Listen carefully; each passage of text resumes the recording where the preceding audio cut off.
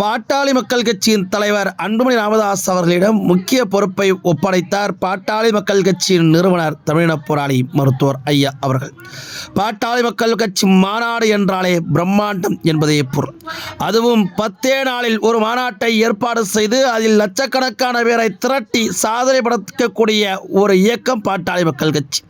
அதற்கு சமீபத்திய எடுத்துக்காட்டு திருவண்ணாமலையில் நடந்த உழவர் பேரியக்க மாநாடும் கும்பகோணத்தில் நடந்த வன்னியர் சங்கம் நடத்திய மாநாடு. சுமார் ஒரு மாதத்திற்குள்ளார அந்த மாநாட்டை ஏற்பாடு செய்து அதில் பல லட்சம் பேரை திரட்டி காண்பித்தது பாட்டாளி மக்கள் கட்சி. அதுவும் மகாபலிபுரத்தில் நடக்கக்கூடிய சித்திரை முழுநிலவு இளைஞர் பெருவிழா மாநாடு என்றால் சொல்லித் தெரிய வேண்டிய அவசியம் இல்லை. ஒரே மாநாட்டில் 1 கோடி பேரை திரட்டி சாதனை படைக்கக்கூடிய இயக்கம் பாட்டாளி மக்கள் கட்சி இயக்கம். உலகத்திலேயே ஒரு இயக்கத்தின் மாநாட்டில் இத்தனை பேர் திரண்டதாக வரலாறும் கிடையாது. அப்படியான வரலாற்றை படைத்த ஒரே இயக்கம் பாட்டாளி மக்கள் கட்சி.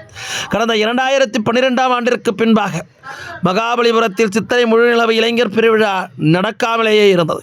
இந்த ஆண்டு உறுதியாக நடத்தப்பட வேண்டும் என்று பாட்டாளி மக்கள் கட்சியின் தலைவர் அன்புமணி ராமதாஸ் அவர்கள் களம் இறங்கினார். பல பாட்டாளி இளைஞர்களுடைய ஆசை நிறைவேற்று வண்ணமும் ஒட்டுமொத்த சமுதாயத்தையும் ஒற்றுமைப்படுத்தக்கூடிய ஒப்பற்ற பணியை கையில் எடுத்தார் பசுமை நாயகர் அண்ணன் அன்புமணி ராமதாஸ் அவர்கள்.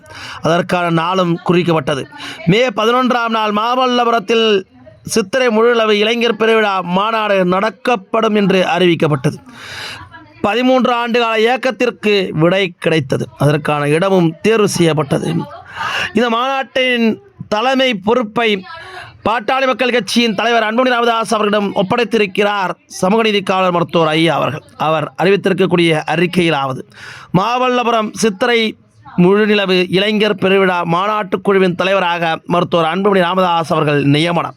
சமூக நீதி, சமூக நல்லிணக்கம் உள்ளிட்டவற்றை வலியுறுத்தி வன்னியர் சங்கத்தின் சார்பில் மாமல்லபுரம் சித்திரை முழுநிலவு இளைஞர் பெருவிழா மாநாடு வரும் 11ஆம் நாள் ஞாயிற்றுக்கிழமை நடைபெற உள்ளது.